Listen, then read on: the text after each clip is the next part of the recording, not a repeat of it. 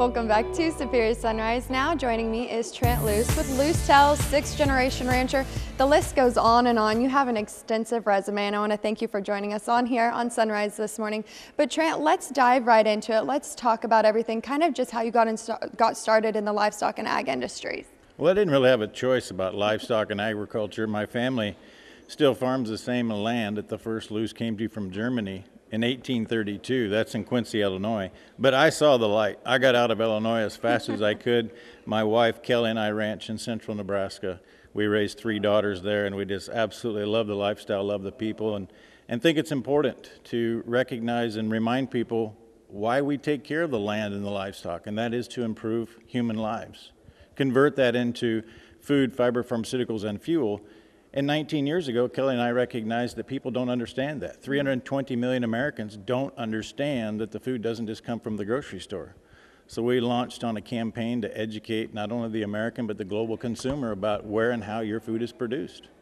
And tell us a little bit about that. I know I mentioned Loos Tells, but you're a big advocate for the agriculture and livestock industries. I mean, you walked in here to Superior Livestock and everybody came up to shake your hand. You're very well known because you do. You broadcast that. You really want people to know where your food comes from and kind of the background of the American rancher.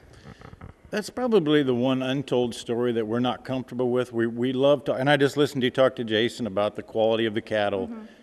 And Kelly did a tremendous job talking about Santa Rosa Ranch and everything, but we don't ever talk about the most important resource we have. You know why I'm here at the historic Fort Worth Stockyards working with Superior? Is because a guy named Jim Odell contacted me nearly 15 years ago, and I went and met with Jim Odell in Brush, Colorado. And it really brought front and center, you know, there's a lot of different systems that you can be a part of. Mm-hmm. You surround yourself with high-quality people, like-minded people that want to see a universal outcome. And that's really what's been the basis of my relationship with Superior. It's all about the people and how we take care of the land and livestock to improve human lives. Well, speaking of people and being involved in the livestock and ag industries, talk about the younger generation, how you've seen that evolve, just having daughters yourself and growing up on a ranch and being the 6th generation cattle rancher. Talk about that and what you kind of want to give as a message to them, how they can extend on their education and further on the ranches and bring those kids back from school or other endeavors back to the ranch and become an American rancher. We have 3 daughters. I'm not sure what sin I'm paying for in that respect, but our oldest is at Texas A&M University. And if you ever get to the point in time where you need a little motivation or you're worried about the future of the United States, go to one of our great land-grant universities, Texas A&M, Oklahoma State, of course the University of Nebraska and Lincoln, and you will find a group of people that think they can.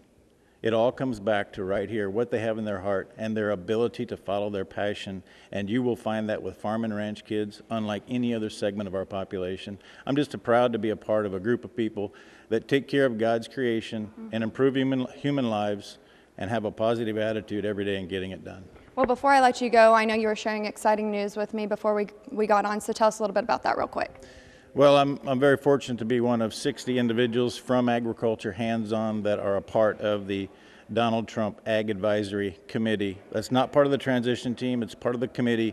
From the field, I make recommendations and like a sounding board on what's important. What elected Donald Trump was rural America was not happy with the course of our country.